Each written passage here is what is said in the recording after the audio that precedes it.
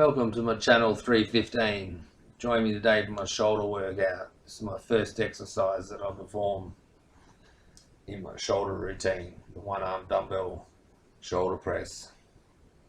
I like to hold onto a power rack to make sure that I perform the movement as strictly as possible without any tilting or twisting on my spine.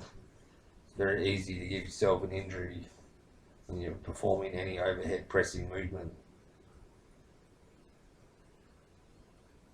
Try to do as many reps as I can to positive failure. Then I perform the partials to the negative to finish my left arm. Then I perform the right arm shoulder press. As you can see, I'm holding onto the power rack with the other arm, performing a full range of motion. Trying to perform all my movements as strictly as possible, training to exhaustion where I can't lift the weight at all. Once I hit positive failure, like here, try some partials to finish off and exhaust the shoulder. Next, I perform barbell shrugs. Great exercise. I'm trying to hold the peak contraction at the top. It's a mass builder for your traps. Next, I perform upright rows. I like to perform the upright row holding the peak contraction at the top, as well as I like this exercise because it helps to tax the top of your traps right at the base of your skull. If you don't do them, you won't build up that particular area of your trapezius. This exercise I like to do is another exercise to hit the angle of the shoulders from a different angle to the traps. Here I'm performing shrugs on a seated row machine. This is a great exercise to tax your traps between the shoulder blades. As you can see, I'm tensing as hard as I can in the peak contraction position. Go to exhaustion. Next, I perform side laterals. Great exercise, the side lateral on the cable. Can't cheat. You do it strictly. There's plenty of tension in the peak contracted position at the top of the movement, as you can see, as I tense for a length of time at the top of all the movements when I'm performing the peak contraction. Here I'm trying to perform my last rep to all out exhaustion. Next, I perform it from my right arm.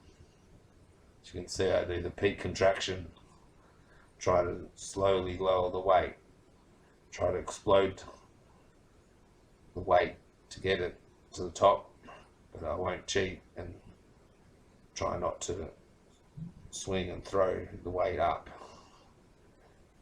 the shoulder side medial delt.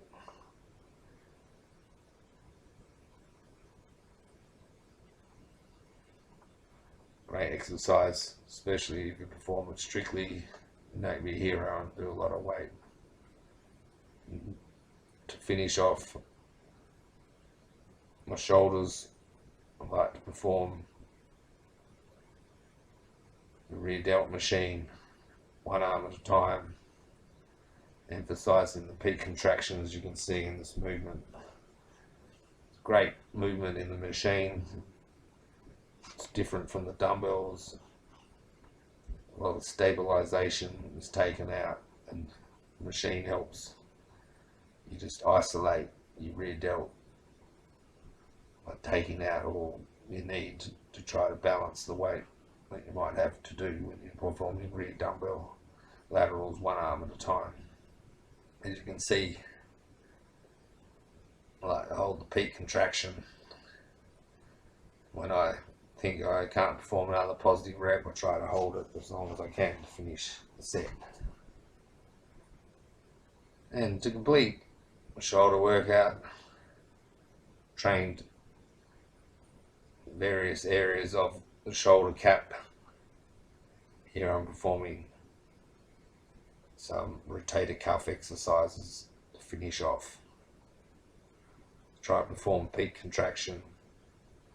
Helps to stop you throwing the weights, and also increases the stress greatly that you can exert onto the muscle. This movement's a bit iffy looking movement, but you need to do it strictly. It's pulling a weird muscle in your rotator cuff. So I do like both of these movements. I do the one that, as you can see, demonstrated here, and also the other one, the traditional one most other people do, which I'll be doing to finish off my shoulder workout today.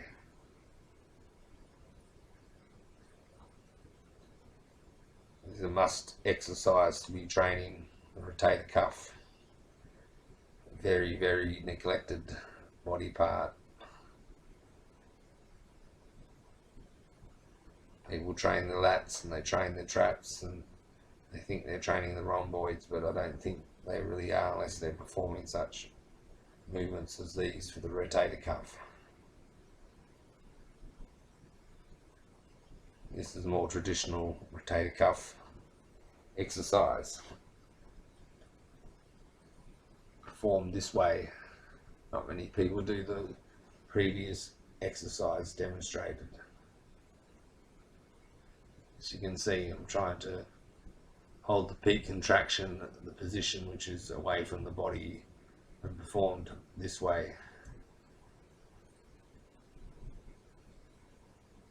Must perform the movement strictly.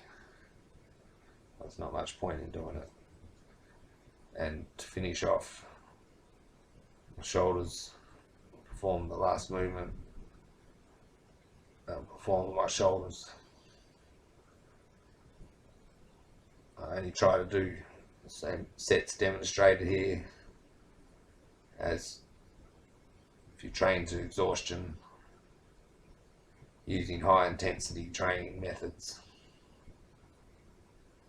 You don't really want to be doing any volume at all. Only people that grow on volume are natural trainers, not natural trainers, juicers, I should say. Thanks for joining me. 3:15. See you next time for arms.